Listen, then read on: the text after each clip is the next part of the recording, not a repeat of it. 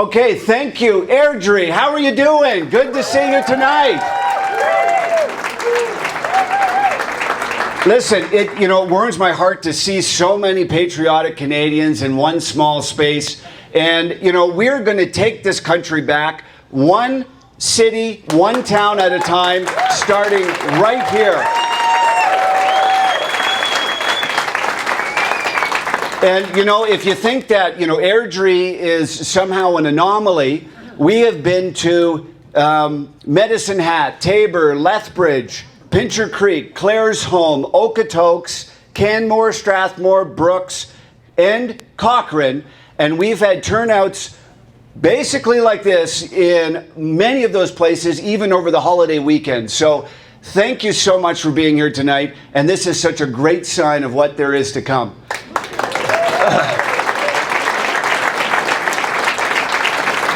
And I don't know if my family was introduced or not, but I'm going to ask my family to stand. I brought my family across the country here. And this is my mother and father, David and Erica Sloan.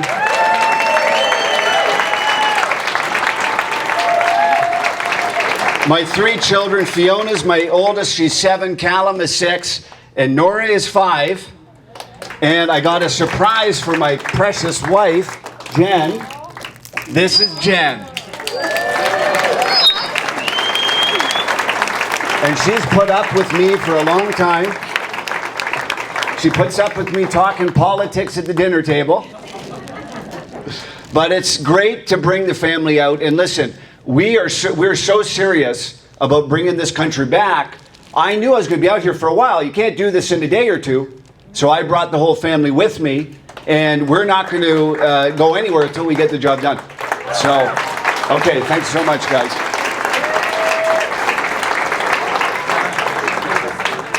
So, right now this country's in a war.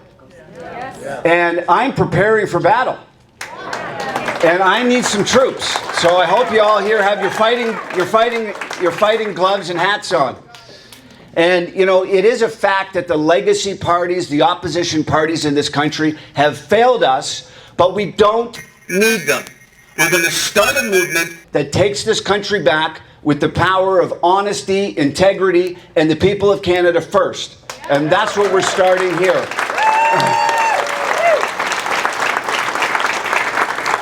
And, if you look back in time, it's never the majority that makes major changes. It's small groups of people who are fully committed, who never turn back, who never give up.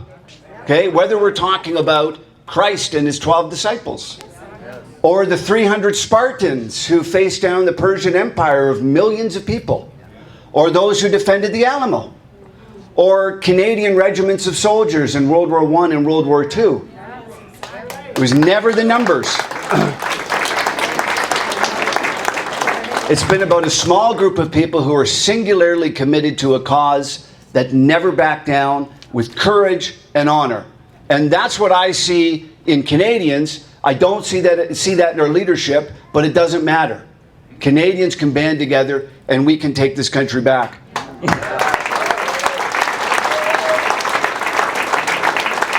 We need people who will be devoted to this cause of bringing our country back, who will not bend to threats or danger, and who will have their convictions, will stand to their convictions like the needle sticking to the compass point of the north, never wavering to the right or left. And this is the kind of movement that I think Canada needs, and this is the kind of movement that Canada wants.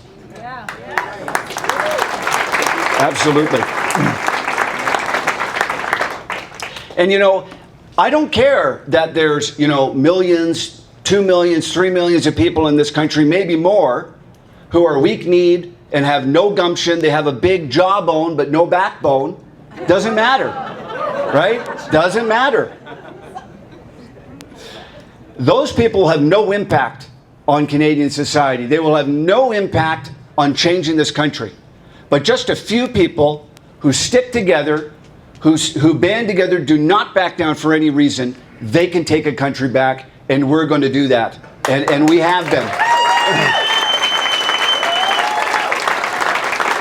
And frankly, we might even, maybe, even change the world. Gideon's 300, right? There's about 300 people in this room tonight. It's a good number. You know, it's true that we've seen a deafening silence in Parliament from all parties, okay? We haven't seen any parties stand against the lockdowns, okay? We haven't seen any party stand up against the carbon tax. They all want a carbon tax, and many of them want a bigger carbon tax. Every party structure is preventing their MPs from representing their constituents. So instead of 338 people making up their mind how to represent their constituents, that's the number of MPs we have in Parliament, it's the 4 party leaders who are deciding what those 338 people do. That's not very good. It's like when you get your news from 4 different networks that are controlled by the same people, right? Not very good, right? We need a free market in our MPs so they can actually represent their constituents. We have seen nobody stand up against climate alarmism. Oil. We need more Alberta natural resources.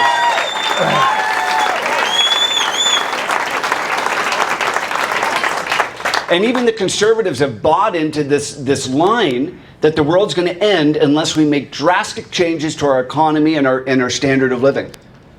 We have made many real environmental changes over the last 50, 60 years that have had a real impact on cleaner air, cleaner water, cleaner soil. But what they're asking of us is to buy into international agreements that might be good for Sweden, but will put this country into a hole that it'll never get out of. And people will start buying their oil from the Middle East forevermore. So we need to stand up to these international organizations, these agreements, these ideologies that are destroying our country. And none of the parties are doing that. They're all buying into it. And O'Toole is buying into it so much, he has a huge plan for this.